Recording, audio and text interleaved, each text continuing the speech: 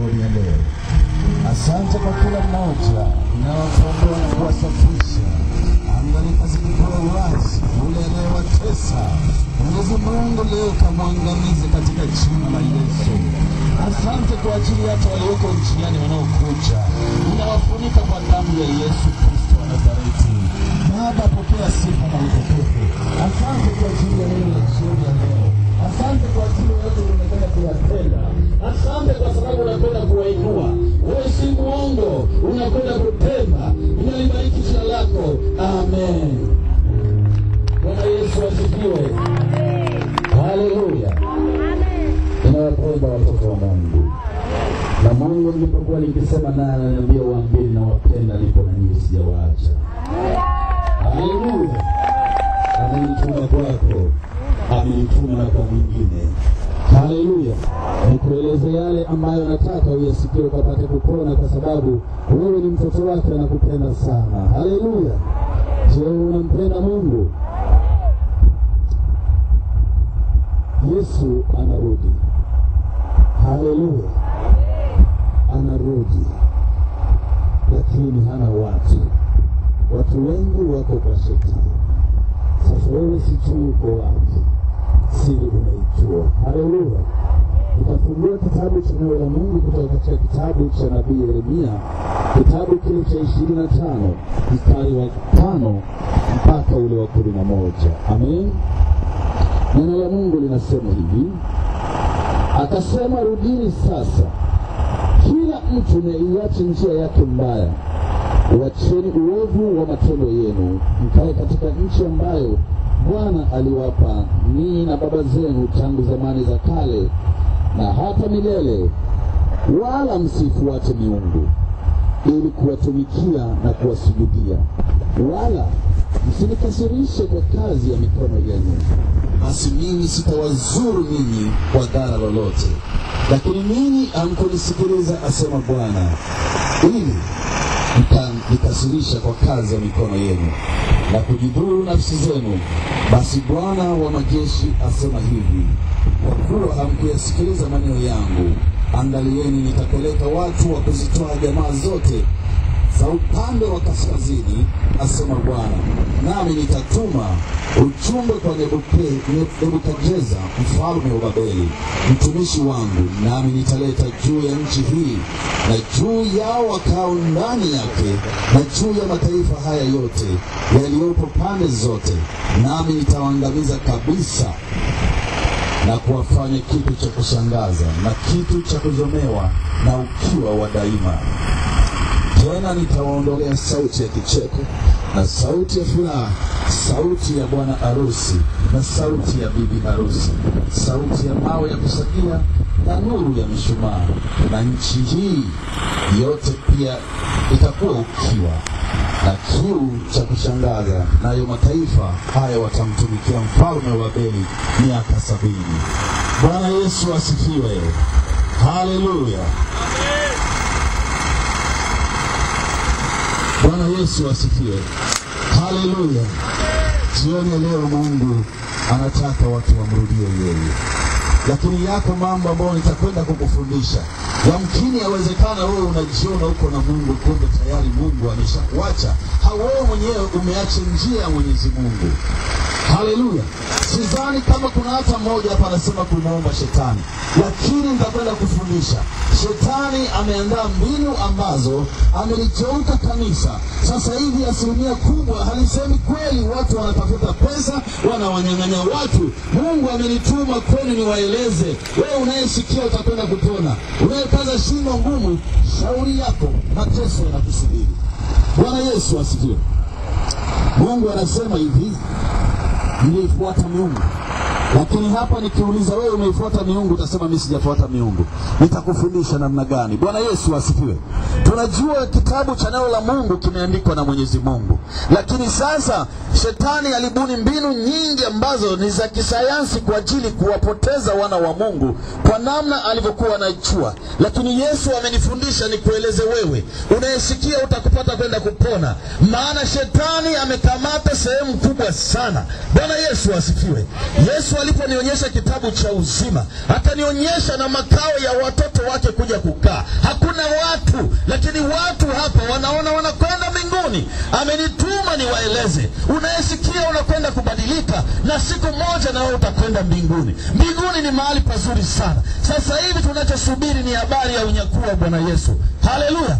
Atabaki katika mawingu, hatashuka chini. Atachukua yule ambaye yuko na nembo yake na wokovu. Atamchukua yule ambaye amemkubali yeye. Lakini sasa hizo kilichopo, watu wengi wanaona ni Wakristo, halafu wanampenda Bwana Yesu, lakini kumbe ni adui wa Yesu. Lakini wewe ujui, nitakufundisha. Haleluya. Maana sidhani kama kuna mtu anapenda kuwa adui ya Yesu. Lakini shetani ana mbinu zake. Alibuni akakamata watumishi katika wale Mungu aliwaita, wakaenda na Mungu labda miaka 2-3, wakamkosea Mwenyezi Mungu na kumkana, shetani akawachukua. Na vile vile sasa hivi hata katika Tanzania, ninakuambia hivi, katika wale watumishi 98%, wale wakubwa nakuambia 2% tu ndio wako na Yesu. Wengine wote ni wachawi, lakini wanatumia Biblia hii. Wanakuja kutafuta pesa na kumchafua Mwenyezi Mungu. Biblia inasema hivi, nirudieni mmefuata miungu. Wewe hapo unaenda kanisani, unajua kabisa miungu ni mibaya, lakini hizi nyumba za makanisa siku hizi 100% kubwa zimekuwa ni za miungu. Nitakufundisha. Kama unakwenda kanisani ukikuta kuna mambo ya michango, hayo ni mambo ya miungu, sio ya Mungu. Ukisoma Biblia, Bwana Yesu alikwisha kataa, akasema nyumba yake nyumba ya sala, au sio? Haya, wengine unaenda kanisani, unasema unakwenda kwa Mungu, lakini kuna sanamu. Nikuulize, ndio namna umeenda kwa miungu. Kwa hiyo kuna watu wamezaliwa wako kwa miungu mpaka leo hii, lakini wanadanganywa jina la Yesu liko na hapana. Na wengine wamekwenda kwa miungu. Bwana Yesu asifiwe. Yesu anataka mrudie. Haleluya. Alipokuwa ananiambia baada ya kuja Dar es Salaam, akaniambia hata kuna watu wamefarakanishwa na Bwana Yesu, wataki wokovu. Lakini sikulaumu. Ninachojua ulokole ndio mbaya, wokovu mzuri, au sio? Katika Biblia hakuna ulokole.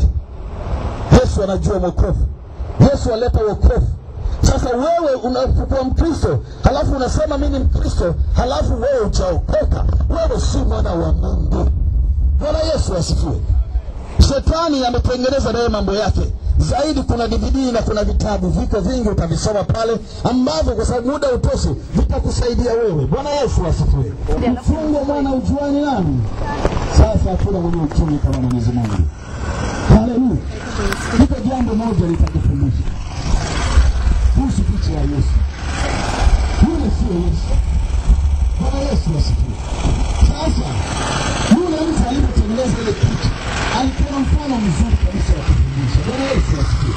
Lakini sasa hivi yule mtu alipokaa, watu leo hii ndio wanaweka kanisani, wanasema picha ya Yesu, wanaigisu, wameweka ndani yao, wale wote wameuka kwa Mungu, yule mwanadamu. Wengine mtaambiwa ni Maria. Yule sio Maria jamani. Hakuna picha iliyopigwa kipindi kile. Yule ni mwanamke anaitwa Rita, Uingereza. Watu wanambusu, wanamwekea sadaka kwenye magoti, sanamu. Nikulaaniwa huko ni kwenda kwa miungu. Haya, wengine wanasema salamu Yusufu. Sasa yule sio Yusufu. Yule anaitwa Shilosh. Bwana Yesu asifiwe. Tena yupo hai. Sasa nikuulize, Yusufu yupo hai? Wakati unajua baba yake Yesu alikufa hata kabla Yesu hajakufa. Ndio maana hata Yesu wakati anaenda kuzikwa, baba yake hakuonekana, au sio? Haleluya. Sasa huko ndio namna watu wanapeleka katika Mungu. Haya, Maria Magdalena, yule aliyekufa anaitwa Maria Shapira. Bwana Yesu asifiwe. Sasa cha ajabu sasa hivi watu wamebaki na kuabudu wanadamu. Sasa ukimwabudu mwanadamu, yule ni kiumbe cha Mwenyezi Mungu. Kwa hiyo uko kwenye miungu. Hata kama mnaingia ibada asubuhi, mchana, jioni, upo kwenye miungu. Haleluya. Bwana Yesu asifiwe. Umepona. Umepona. Haya, umeweka picha ya Bwana, unambusu. Haya, wanasema nimemuona Yesu kwenye ndoto, amemuona Mwingereza. Bwana Yesu asifiwe. Kwa nakwambia hata wakati ana rekodi, anatengeneza, alikuwa hajaokoka, ameokoka juzi tu hapa. Juzi tu kaokoka. Alikuwa mtu anapiga tungi tu. Bwana Yesu asifiwe. Nikisema kwa lugha nyingine, piga kinywaji kila kitu. Bwana Yesu asifiwe na mambo mengine. Lakini Mungu akitaka kukutumia bwana, rafiki yangu, ndugu yangu, akipanga, hata kama unavaa suruali miguuni, utabadilika tu. Utafanyaje? Hata kama ulikuwa mwimba muziki, akikuhitaji tutafika. Mimi nilikuwa si mtu wa kuhubiri bwana. Bwana Yesu asifiwe. Lakini Mungu alinijua, akaniambia wewe utanitumikia. Nilikuumba kwa kusudi, kifika wakati wake nitakutuma. Na imefika. Bwana Yesu asifiwe. Haleluya. Wale wa Mungu watanifuata, lakini wale wanampata shetani wataenda. Hata Yesu kipindi kile alipotoka, wale walio kwa Yesu walimfuata, wale wa dunia hii walimkataa. Na ninakusihi wewe usimkatae Bwana Yesu. Yesu ameniambia, wakati ananiambia habari hizi, ninarudi Hebroni. Baba yangu, muda wangu wa kurudi umekaribia.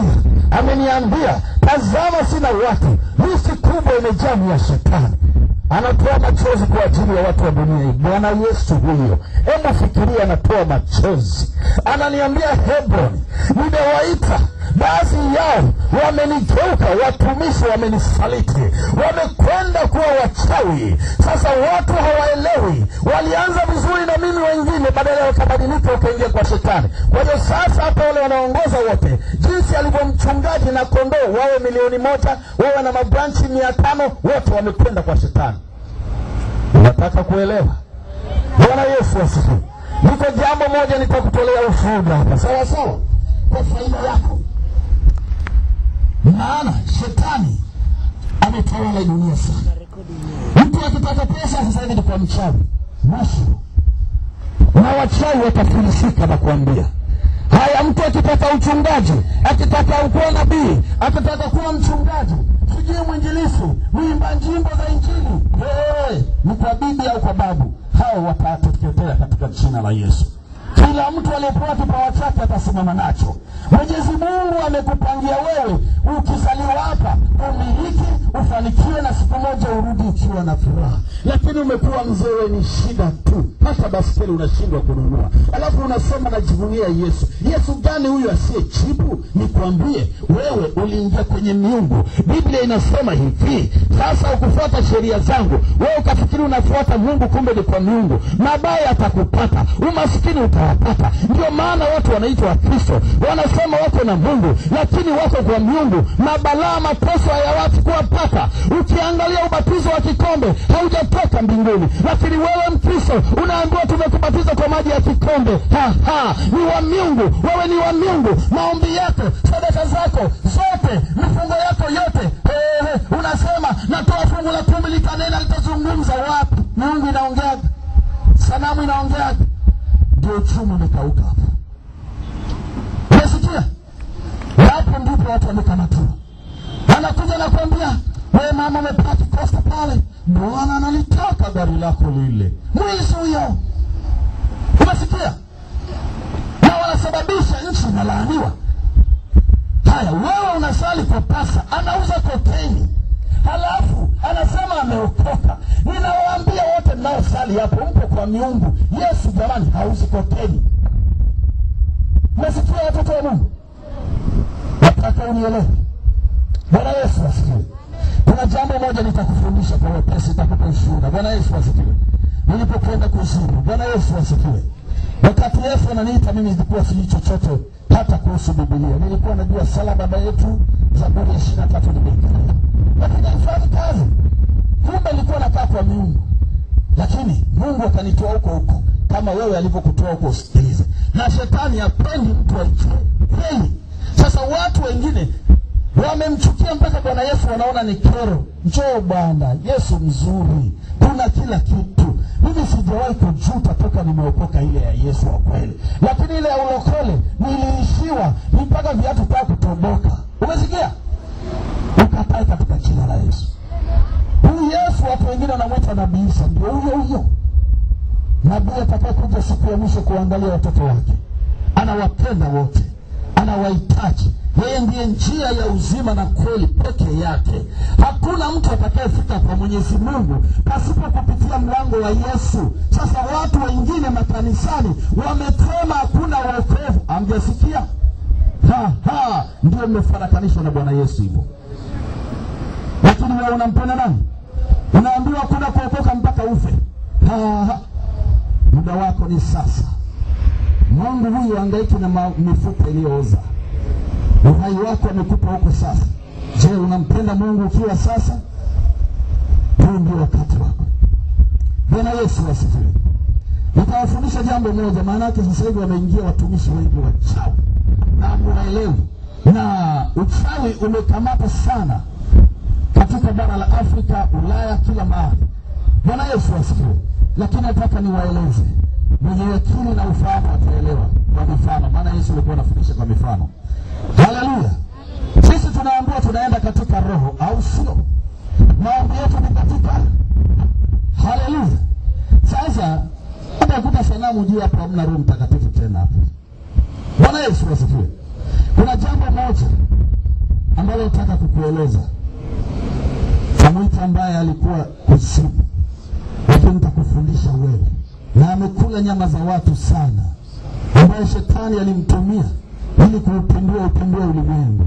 Lakini Mungu akamuona mtoto wake, akanituma nikamchomoa huko, haje yataje yale ambayo shetani alikuwa anayafanya na watumishi ambao wamekamata hata nchi hii na nchi mbalimbali, watu hawaelewi. Yesu atainuliwa Tanzania juu sana, na amekwisha kuinuliwa. Sasa wako Yesu wawili, wako wa uongo na yuko wa kweli. Ukisikia wa michango, wa harambee, wa uongo huyo, Yesu amesema nyumba yake ni nyumba ya ibada, au sio? Umekwenda kanisani, kaombea, ondoka. Umesikia? Mambo ya michango, ondoka. Hao ni wezi. Wanatumia jina la Mwenyezi Mungu, wanamchafua Yesu, mpaka watu wanamuona Bwana Yesu ni kero, Yesu ni omba. Na wengine hapa wanasimama kwenye TV, support kipindi hiki, Bwana atakubariki. Na kuambia ni Mungu anakufundisha.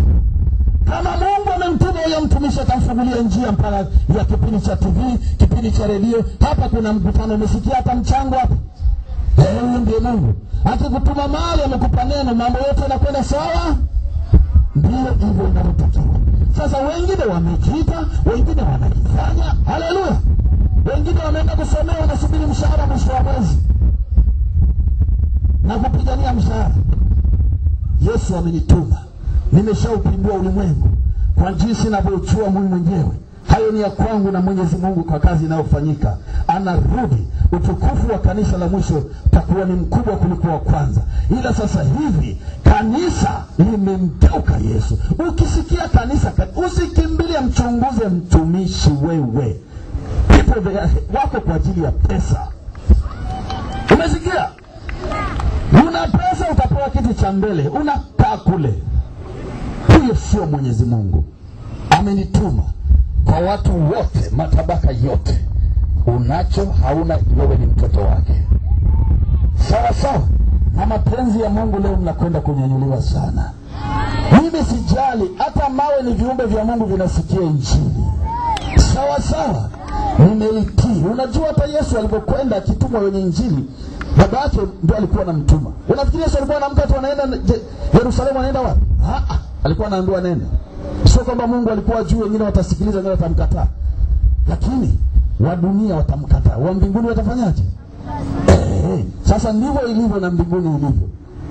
Ingekuwa ni mkutano wa wachawi hapa au Freemason, utaona watu wamejaa kweli hapa.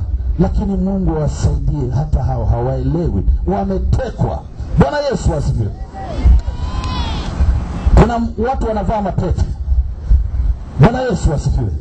Ukikuta mtumishi yoyote anavaa pete tofauti na ya ndoa, huyo ni wa kuzimu, mchawi. Umesikia? Mmenielewa?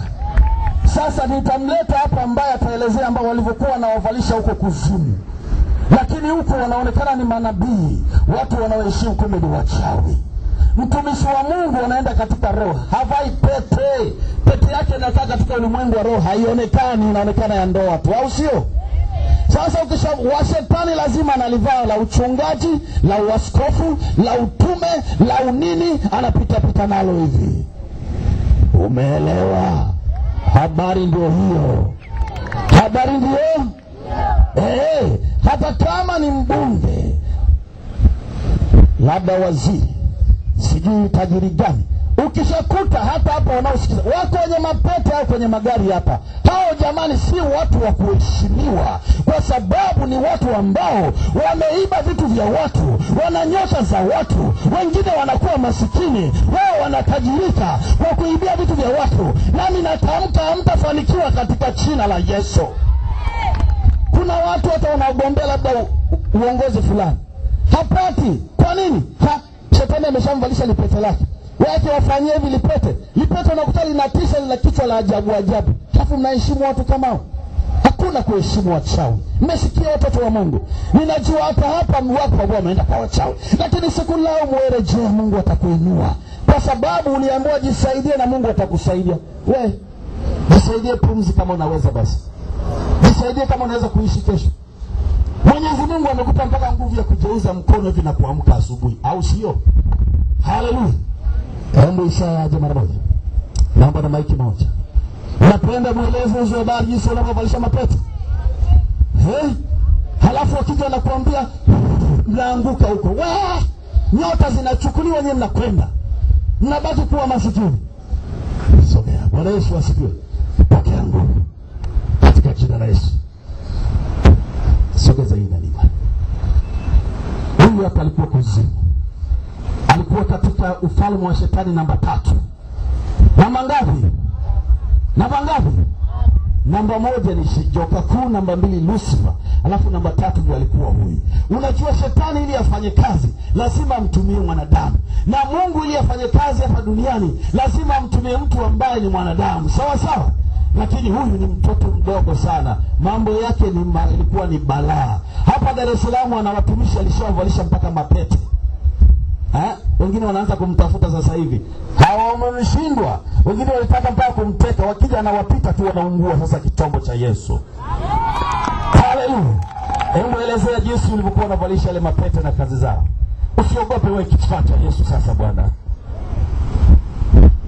Bwana Yesu asifiwe. Ongea tu straight. Huyu ameishi Marekani, ameishi China, amesafiri airport nyingi sana. Na hapa Dar es Salaam ziko manyumba yake ya milioni kama 700 nimeshazikamata. Lakini mtoto mdogo angetoa hela wapi? Eleza basi. Wengine wanasema ziko wapi? Utaziona. Elezea kidogo. Yale makazi ya mapete wanavaa. Mlikuwa mnavalisha watumishi. Wapo watumishi kweli. Taje majina yao. Usitaje majina. Wapo watumishi kweli ambao walikuwa ni washirika wa malango ya kuzimu, ambao wao kazi yao ilikuwa ni kupoteza watu ili wasiende mbinguni. Ukiwamo na wewe. Ndio. Na ili kazi zao waweze kuzifanya ilikuwa ni lazima waende kwenye malango ya kuzimu. Yaani kuzimu ili waweze kupata nguvu. Waeleze hao, mimi najua nikufuata huko.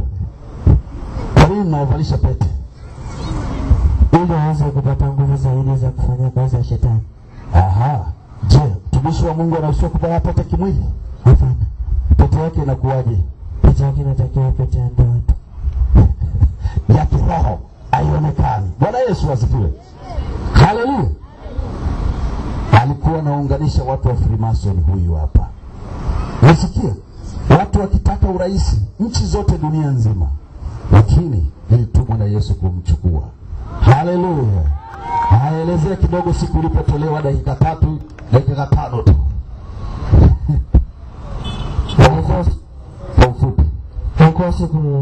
Ilikuwa ni siku ambayo watumishi wa kipepo ndio walikuwa wanakuja kuvisha pete, na ilikuwa ni siku ambayo wanakuja kuongezewa nguvu za kufanya kazi ya shetani. Wao wanatumia Biblia tena. Unasikia? Endelea. Lakini kabla ya kutokea tokeo hilo, ndio akatokea mtume na nabii Ibrahim kwenye malango ya kuzimu. Ndio akajaribu kunikamata tangia hiyo siku, sijawahi kuifanya hiyo kazi tena. Ilikuwaje bwana? Alikuwa amekuja yeye na vikosi vya malaika na baadhi ya silaha ambazo duniani na kuzimu pia hakuna. Zaidi ziko DVD pale utasikiliza, itakusaidia. Haleluya. Maana ni mengi sana. Haleluya. Sasa siri zote za shetani, huyu alikuwa na ofisi kubwa sana. Labda kwa hapa Tanzania tunaweza kusema ile Serena hoteli labda ziwe kama 6 hivi, ndio ofisi yake ya huyu. inaangalia dunia nzima. Alikuwa na jicho anaangalia dunia nzima na operate hivi. Anaitwa White. Jinsi shetani alivyolimaliza kanisa. Sasa imekwisha kufungwa, wakapindua na injili. Bwana Yesu asifiwe. Zaidi utasikiliza DVD pale. Mungu akubariki. Kae tuendelee na neno. Bwana Yesu asifiwe. Ninakufundisha wewe upate kuelewa mambo yamebadilika. Sasa unaona tu mapepo ya ajabu yanang'aa. Umeshajua wadanganyi wa Tanzania wanampenda Bwana Yesu, lakini jamani, kanisa siku hizi limeingiliwa na wahuni wanaotumia jina la Yesu kutafuta pesa. Kutafuta nini?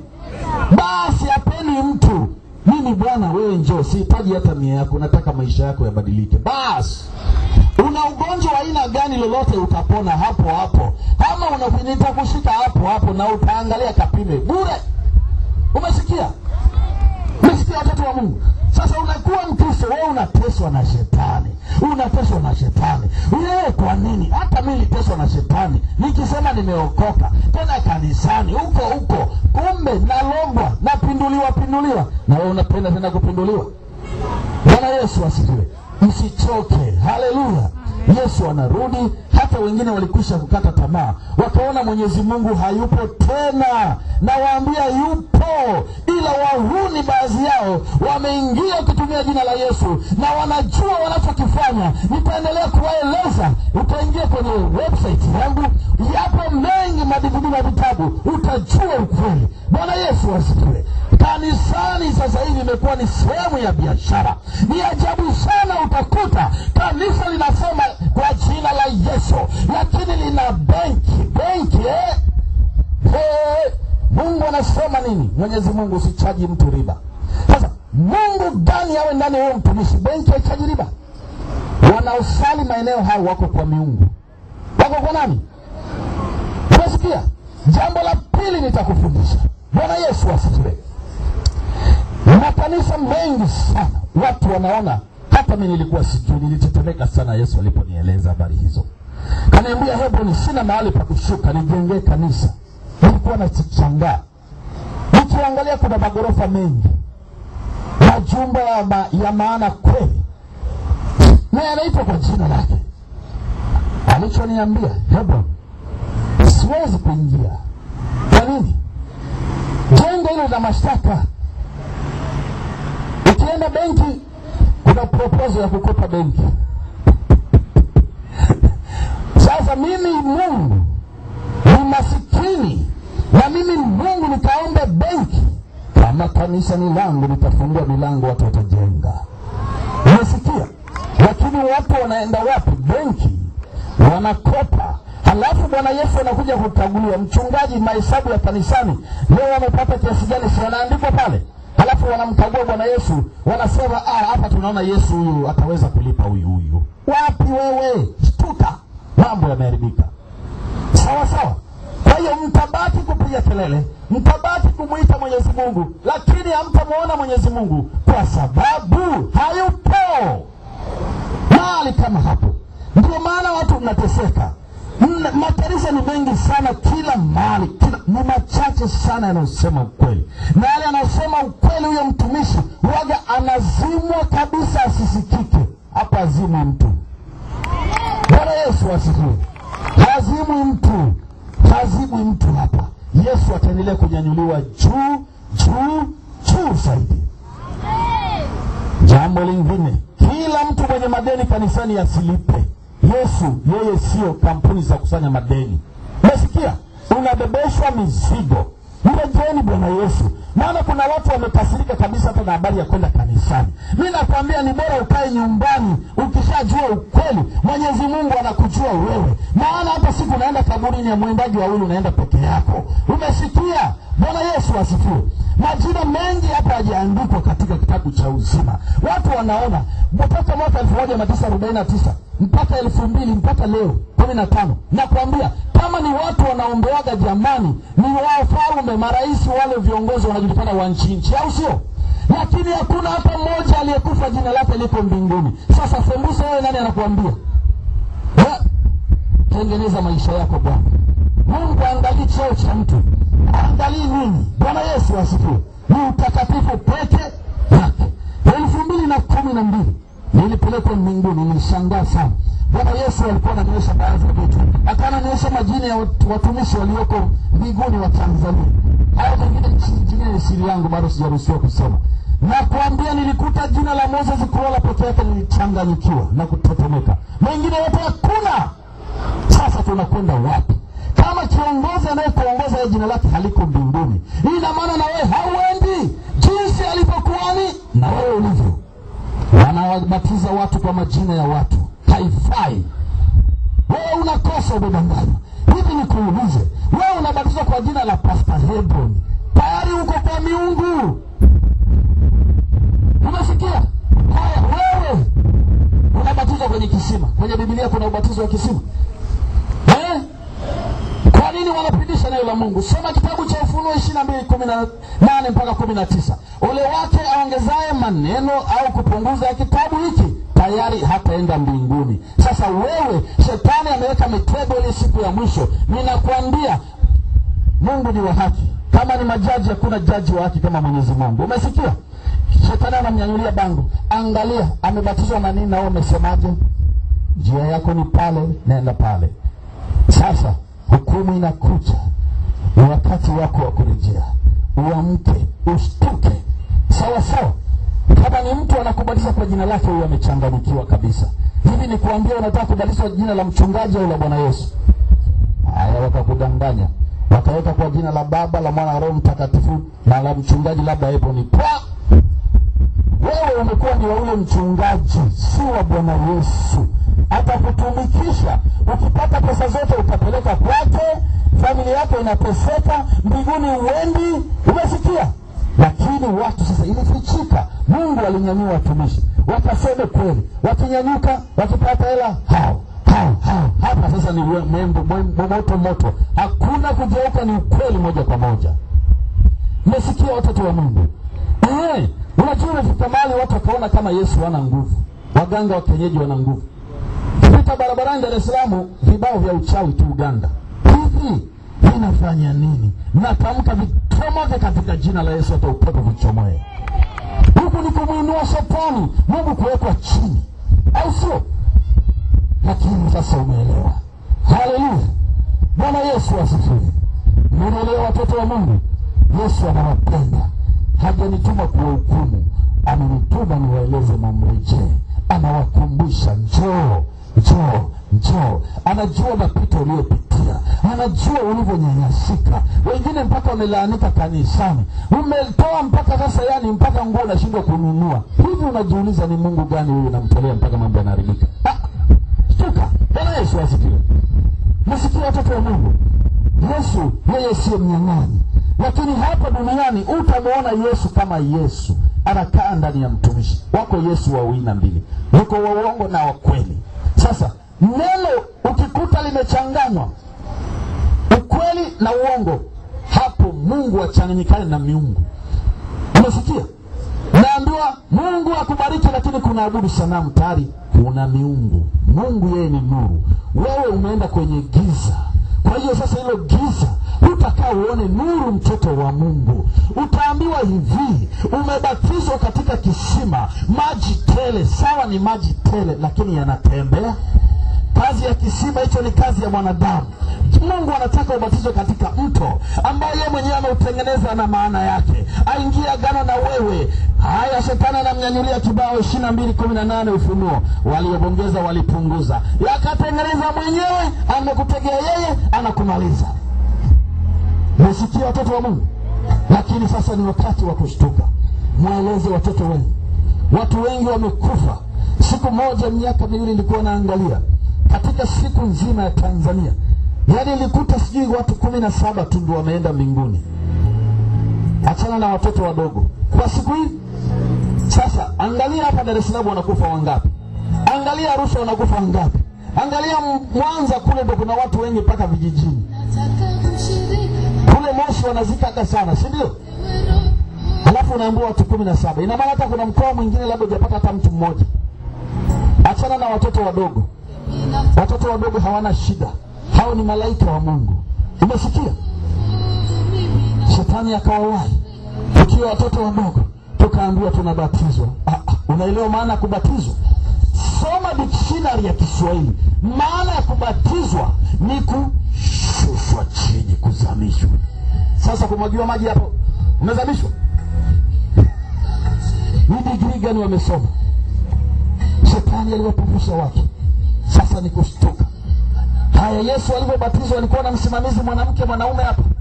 Baba wa ubatizo na mama wa ubatizo. Hata mimi nishasimamia mtu, Mungu ameshanisamehe. Anayekusimamia kwanza hapo nakuta ni mchawi amelewa. Baba wa ubatizo, mama wa ubatizo. Nafasi ya Yesu naomelewa. Tazama Yesu alivyoingia kwenye maji, aliingia peke yake. Haleluya. Na Mungu pale pale akamtukuza, akatumia moja wa kiumbe chake kutoka mbinguni ambaye ni njiwa.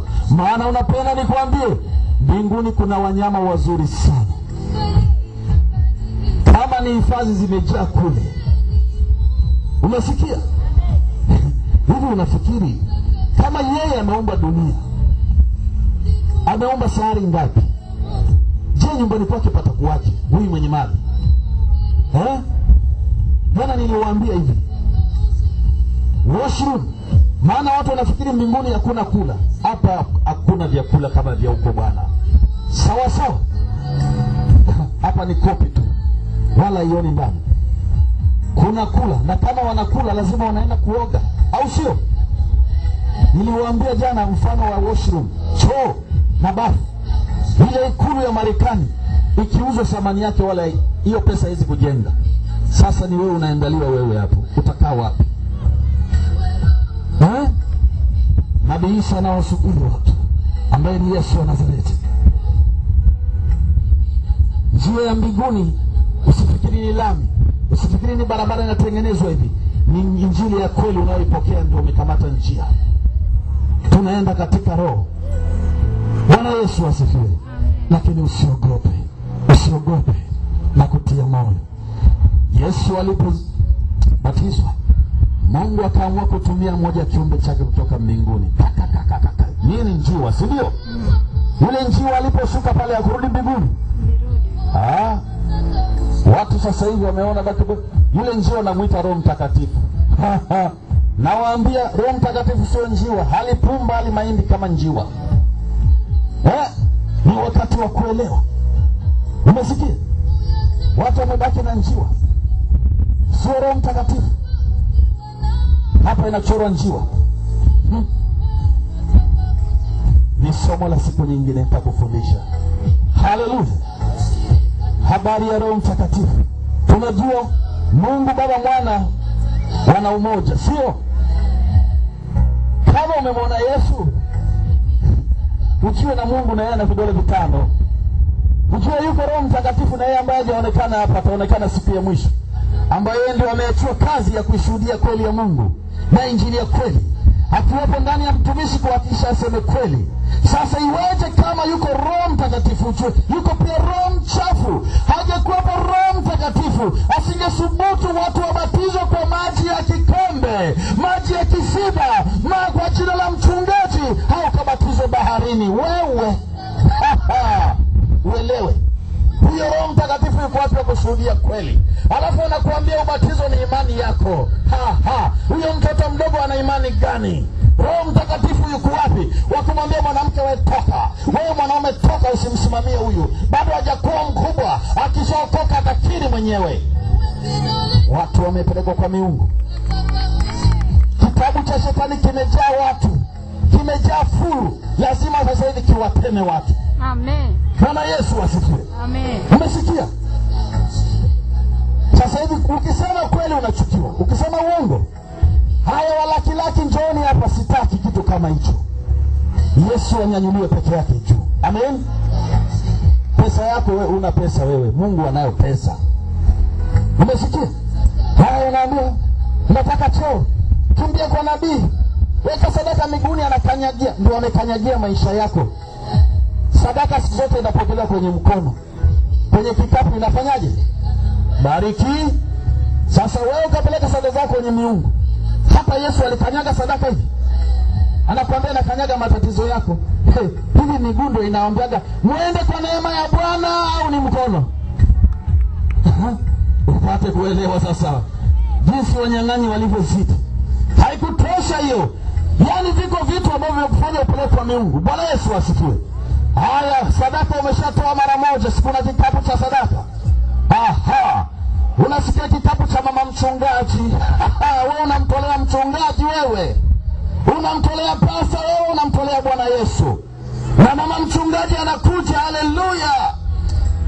Unaandikiwa deni la kutoa sadaka kwa mama mchungaji. Na kuambia bora ungenunua mkate na blueberry na mayai upate afya, umeliwa wewe. Umesikia? Haijatosha. Sadaka inatolewa mara moja. Si watu washatoa naishia bwana. Sasa ni wakati wa kumkuza nabii. Unamkuza nabii, unamkuza Mungu wewe. Hapa kaa. Haleluya. Wewe utaenda Kongo wewe. Wewe umeleta 50. Haleluya. Jesus. Wewe cha kudanganyika wewe. Tena bila hata aibu kwenye TV.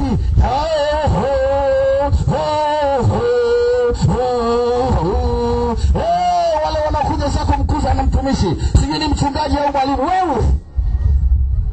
Unamkuza yeye, unamkuza Bwana Yesu. Na wanakufanya hivyo kwa saikolojia, na kuambia utaamka tu utaenda. Utaenda tu utake usiende, unabaki na madeni. Alafu unafikiri unaenda mbinguni. Mwenyezi Mungu hayuko hivyo jamani. Yesu ni msamaha. Anasema hivi, njooni kwangu nyote wenye mizigo nami nitawavua. Wewe unaenda kuchukua mizigo.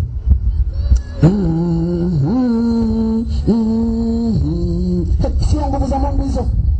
Yuko wapi Roho Mtakatifu wa kweli anayemuongoza mwambie una uchafu? Yuko roho mchafu vile vile. Sawa sawa. Watu wakapigwa upofu wakabaki na njiwa. Sasa nimekuambia Roho Mtakatifu sio njiwa. Ile ni kiumbe cha Mwenyezi Mungu alikitumia tukishuke pale kuwatambulisha ndio huyo. Maana watu walibaki kudua sauti ni yupi? Huyo hapo. Akashuka akarudi. Mbinguni wako farasi, wako simba. Unasikia? Hapa kuna kitu. Siku moja nilikuwa namwambia Mungu bora tu niondoke. Kaniambia hujaifanya kazi yangu.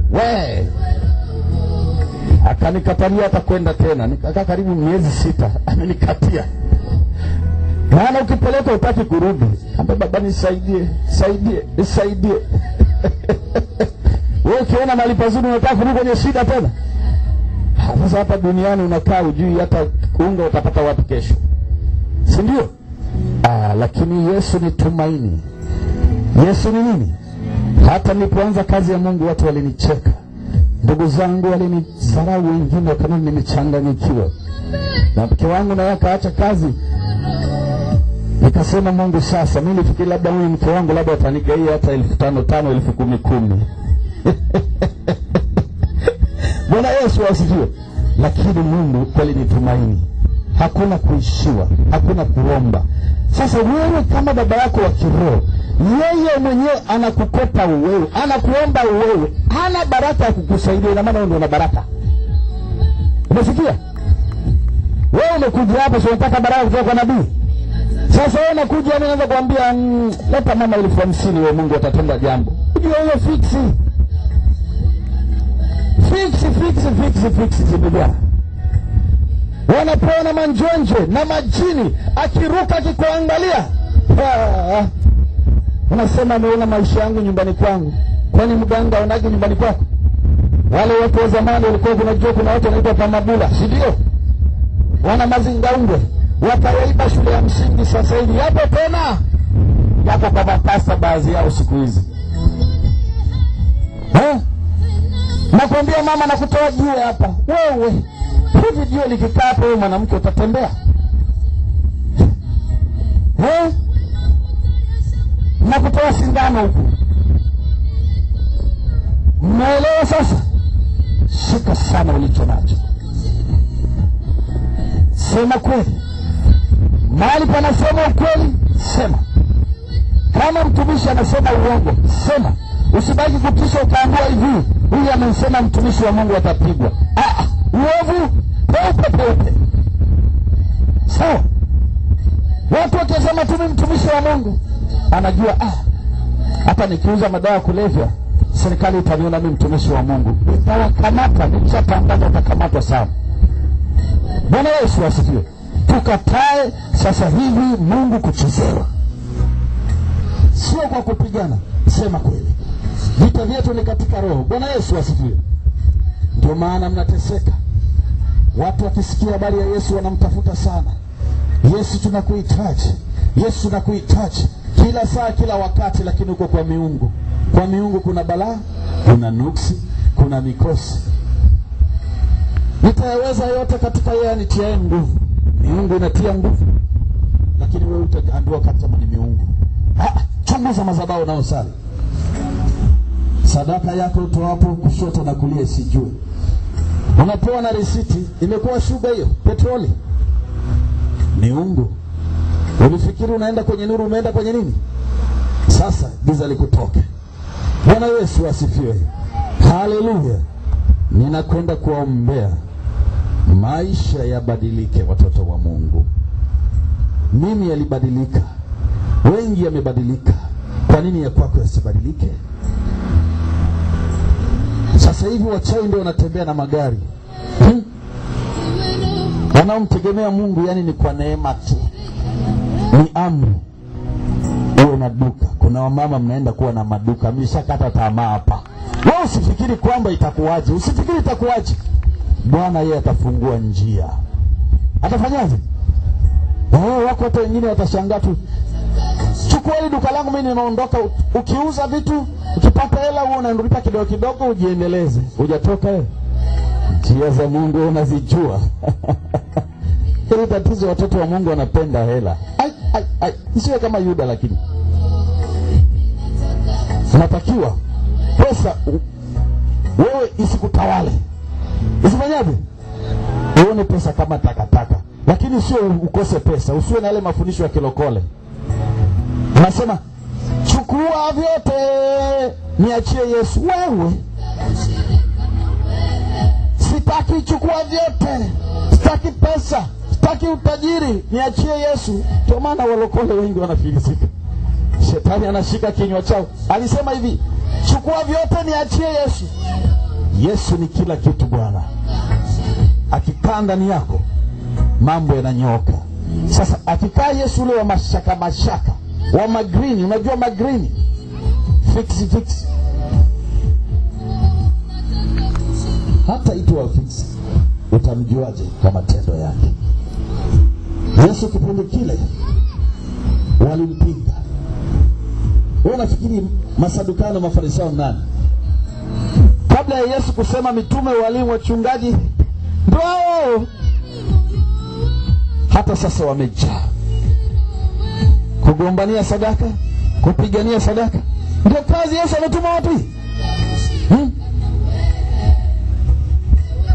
Mamrudie Bwana Yesu.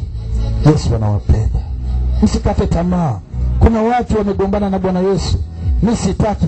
Kama wokovu ndio mambo yao sitaki. Huo ni ulokole. Ni nini? Watu wakaenda kwa miungu. Unajua miungu haijui hata mwili wako una tatizo gani.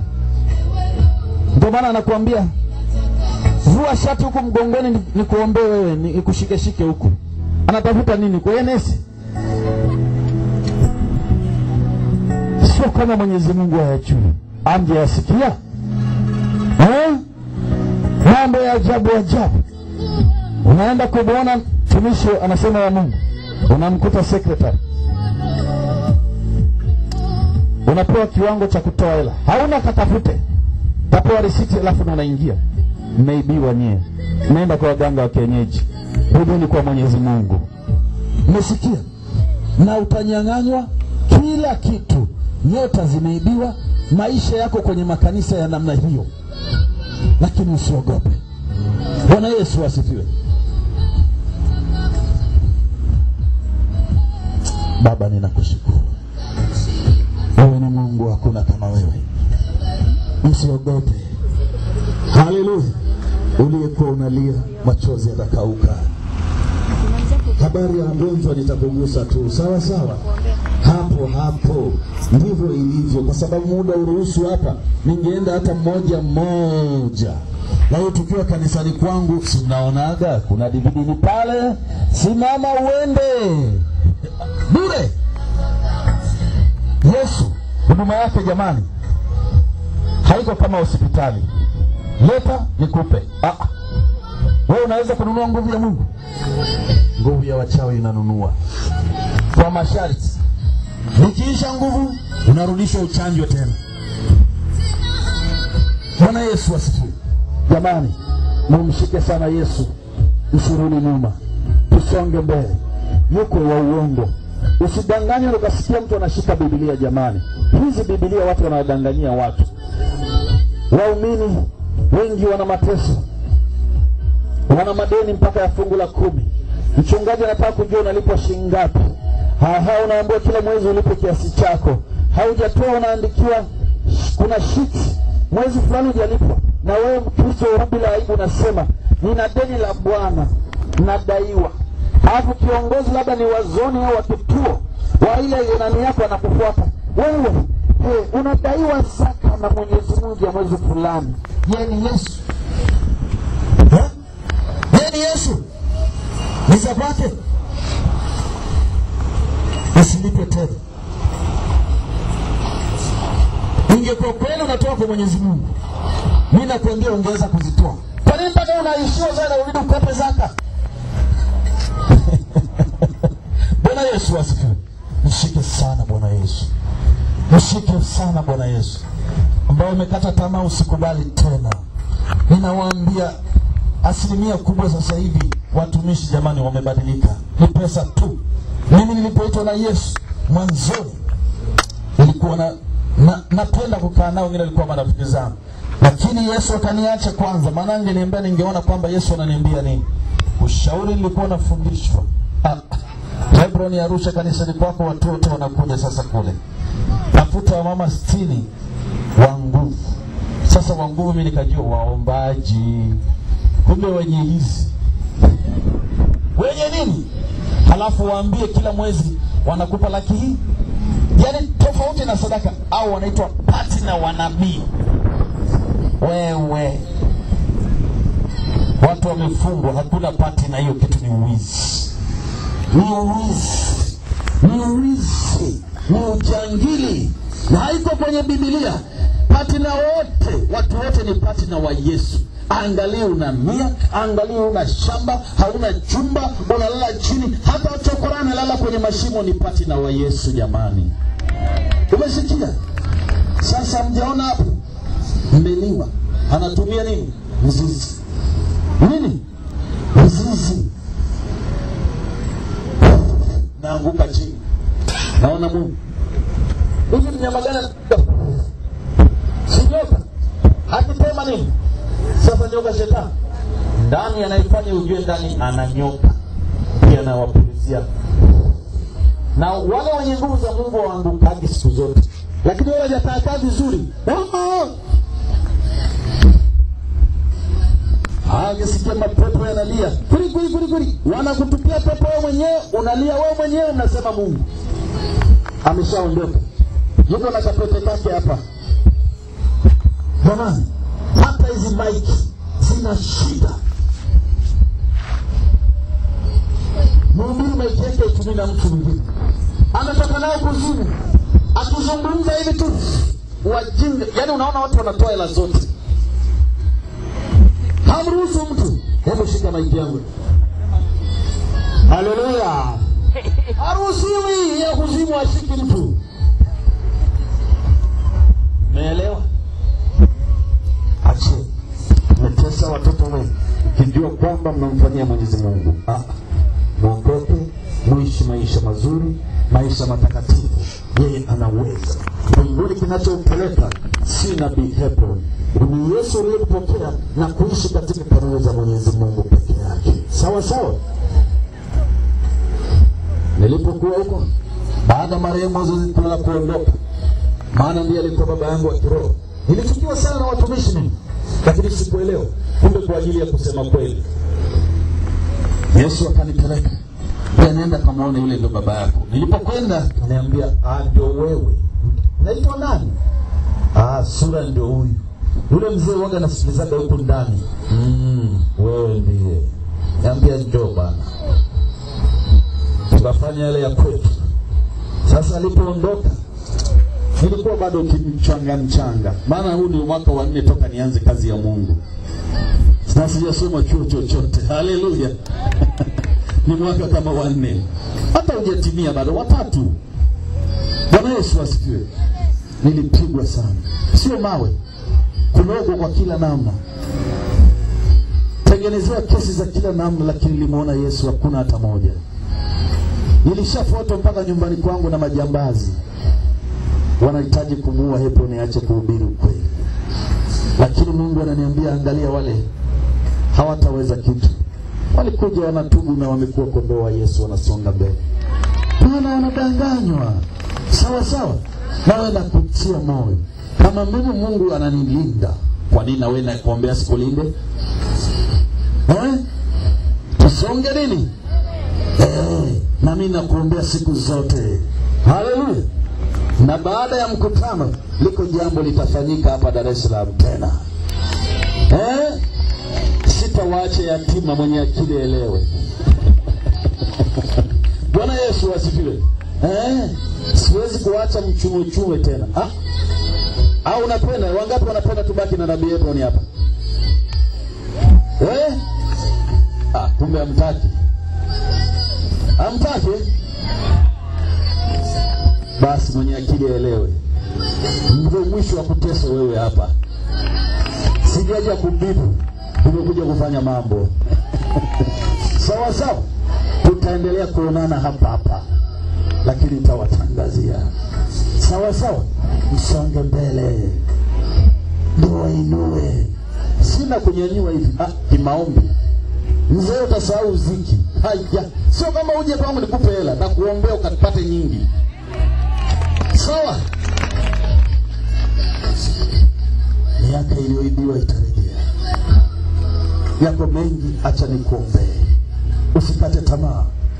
Sasa baada marehemu Moses Kilola kuondoka, nililia sana.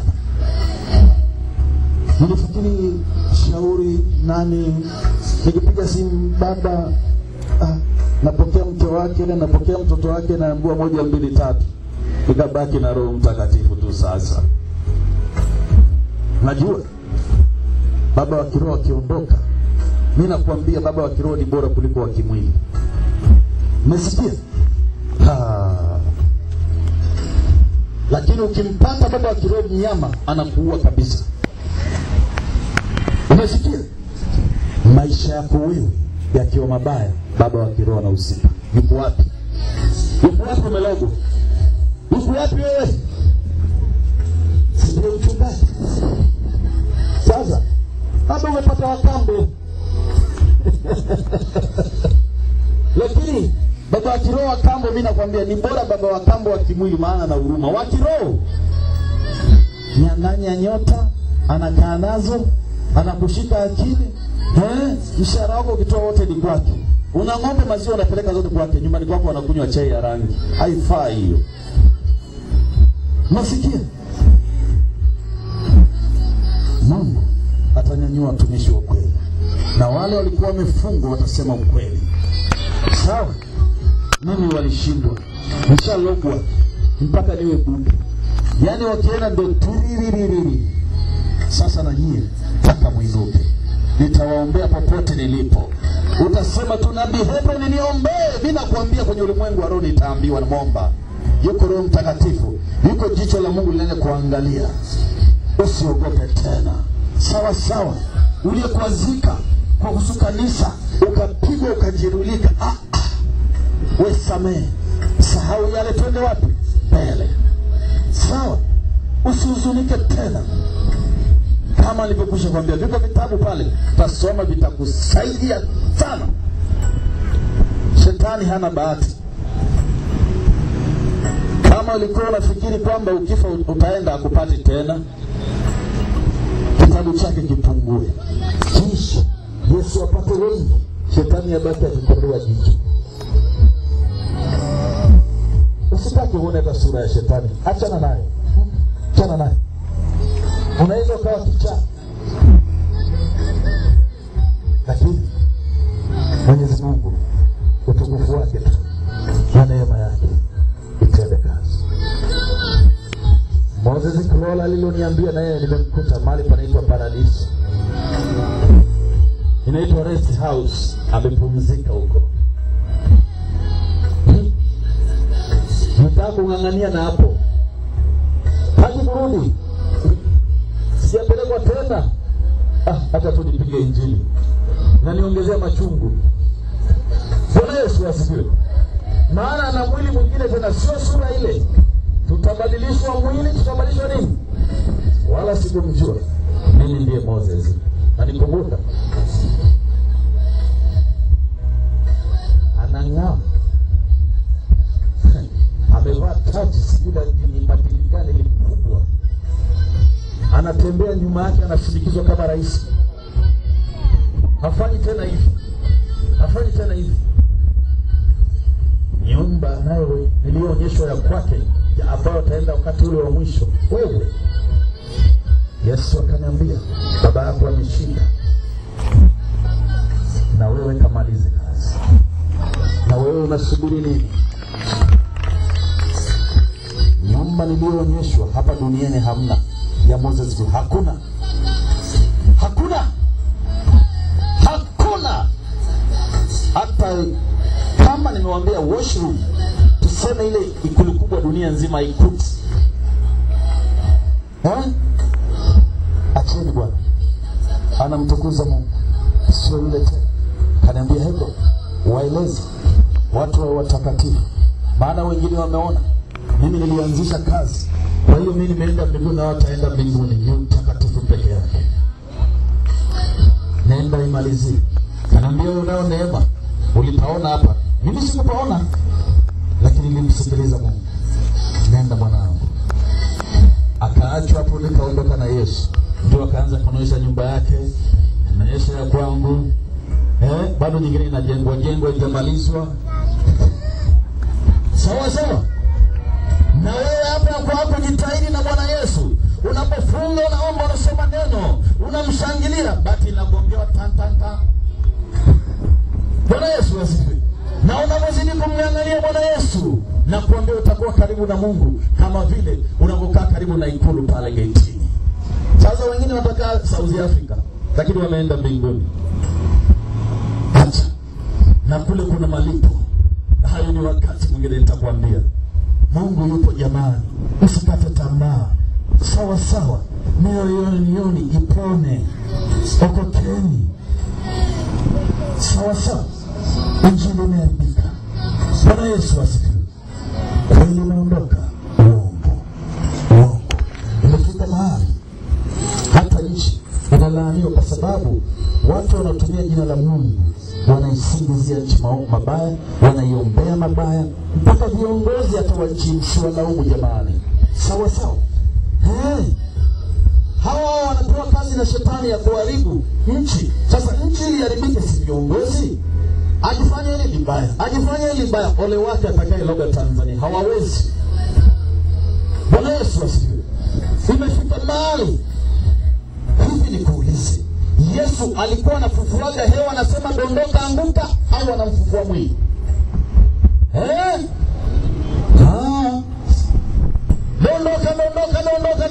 Dondoka.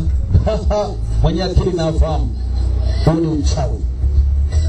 Kama kweli mtu anafufua, aende Muhimbili. Majirani wanakufa wengi. Kwa nini hamuoni? Sasa wanatengeneza ufufuo ule wa mbinguni. Dondoka, haleluya. Wanakuja na manywele yao. Sijui na maana kitu gani hivi.